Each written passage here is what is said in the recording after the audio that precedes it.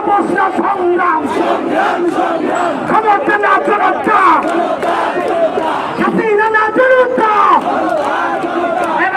আপনি কি বলতেছেন ওখানে? এই সেন্ট্রাল বাইক ছাড়া আর কোনো বাইক চলবে না।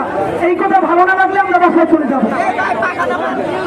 এই সেন্ট্রাল বাইক শুধু চলবে, পাবেন না একবার বসে থাকতে পারবেন। আর কোনো রিক্সাওয়ালা ভাই বাইক চালাবেন না। একটা বাইক চলবে, পাবেন না।